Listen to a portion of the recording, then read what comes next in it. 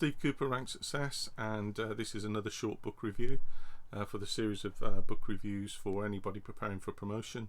And it's just for me to kind of signpost and direct and suggest really some useful resources for you that you might find helpful to read as part of your background reading or wider reading for ideas and suggestions in relation to your own leadership and presenting your own evidence for a promotion board. Today's book is A Higher Loyalty by James Comey, who was the head of the FBI, and it's called Truth, Lies and Leadership.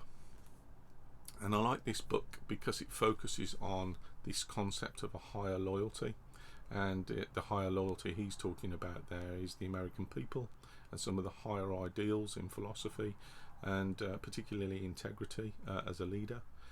And he talks about his experience, his career. It's a fantastic insight into leadership at a senior position, but much of the language, much of the lessons, and many of the ideas cut through any level of leadership. So it's a fantastic book to read. I'll just start by reading some of it if I can do. And it's the initial section that I liked because I would have bought it just for the author's note written by James Comey himself, and it's about ethical leadership. And I quite like the way he starts the section. Who am I to tell others what ethical leadership is? Anyone claiming to write a book about ethical leadership can come across as presumptuous, even sanctimonious. But he's written this introductory section, the author's note. I'm just going to read you a little bit from it and then just say why I like it. I have learned that ethical leaders lead by seeing beyond the short term, beyond the urgent, and take every action with a view towards lasting values. They might find their values in a religious tradition or a moral worldview or even an appreciation of history, but those values, like truth, integrity and respect for others, to name just a few, serve as external reference points for ethical leaders to make decisions, especially hard decisions in which there is no easy or good option. So I'm immediately thinking about the NDM, the fact that there are often many choices around decisions you can make, around the right decision, but you have to make your decision with the supporting rationale. So that's why that resonated with me. He goes on to say ethical leadership is also about understanding the truth about humans and our need for meaning. It's about building workplaces where standards are high and fear is low. Those are the kind of cultures where people will feel comfortable speaking the truth to others as they seek excellence in themselves and the people around them.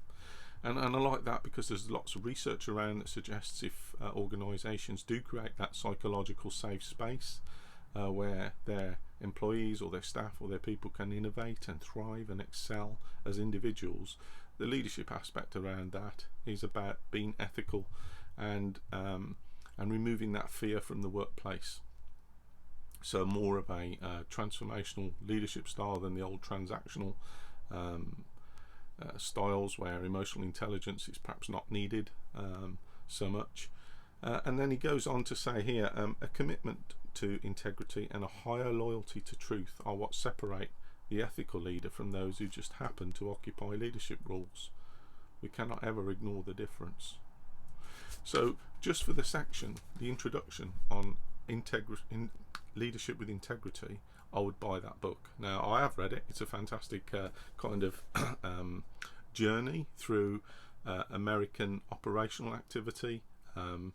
His leadership chats and insights with President Obama, President Trump, and the difference between the two, but ultimately about leading with his own style, in his own way, with integrity and challenging lies.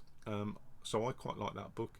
It's a book which you can pick up and put down in as much as you could probably read a chapter in bite-sized chunks, but the insights you'll pick up from that into yourself, into ethical leadership, and into some of the challenges that occur in other people's worlds, in America, in the FBI with his challenges, I just find just really good to reflect on and think through. And I can think of some of the areas in which I can draw similarities, but actually it's just a fantastic read to read through. So that's my recommendation this week, and I will be back with another review for you shortly. Thank you.